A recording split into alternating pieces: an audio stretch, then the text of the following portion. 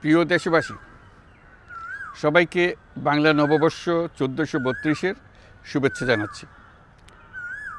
শুভ নববর্ষ। পহেলা বৈশাখ আমাদের প্রাণের উৎসব, বাঙালির সার্বজনীন উৎসব। পুরো পৃথিবীতে যেখানে যেখানে বাঙালিরা আছেন, আজ আমাদের সবার আনন্দের দিন, বর্ষবরণের দিন। বাংলা সাল গণনা শুরু হয়েছিল কৃষিকাজের সুবিধার জন্য, ফসলি সন হিসেবে। এখনও এদেশের কৃষকরা বাংলা তারিখের হিসেবেই বীজ বোনেন, ফসল তোলেন। বাংলা নববর্ষের এক অবিচ্ছেদ্য অংশ হালখাতা। এখনকার আধুনিক সময়েও এখনও এই হালখাতার ঐতিহ্যকে ধরে রেখেছেন বাংলাদেশের হাটে বাজারে, শহরে বন্দরে। নববর্ষের বৈশাখী মেলায় বাংলাদেশের জেলায় জেলায় উদ্যোক্তারা সারা দেশে ঐতিহ্যবাহী শীতল পাটি, মাটির হাঁড়ি পাতিল, খেলনা, হাত পাখা ইত্যাদি তৈরি করে নিজেদের সৃজনশীলতাকে তুলে ধরেন এই দিনকে উপলক্ষ করে। বাংলাদেশের সংস্কৃতি ও ঐতিহ্য রক্ষায় এবং একে এগিয়ে নিয়ে যেতে আমাদের সবাইকে সক্রিয় ভূমিকা রাখার জন্য অনুরোধ জানাচ্ছি। আমাদের এইসব ঐতিহ্য যেন আমাদের নিজেদের মধ্যে সীমাবদ্ধ না থাকে, আমাদের সংস্কৃতি যেন আমরা ছড়িয়ে দিতে পারি বিশ্বের দরবারে।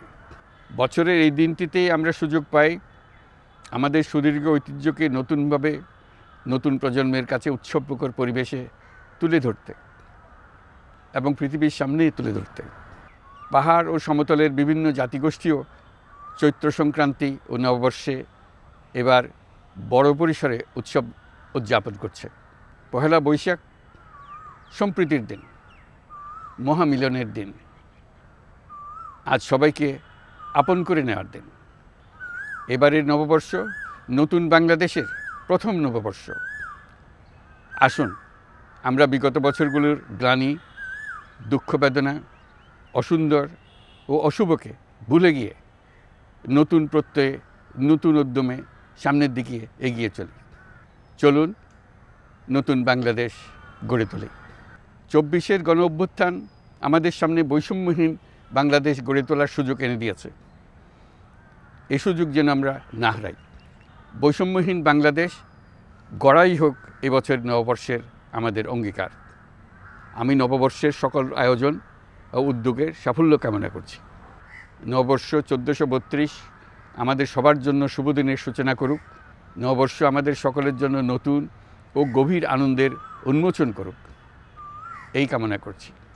সবাইকে আবারও আমার নববর্ষের শুভেচ্ছা ও সালাম জানাচ্ছি। আসসালামু আলাইকুম। মহান আল্লাহ আমাদের সহায় হন।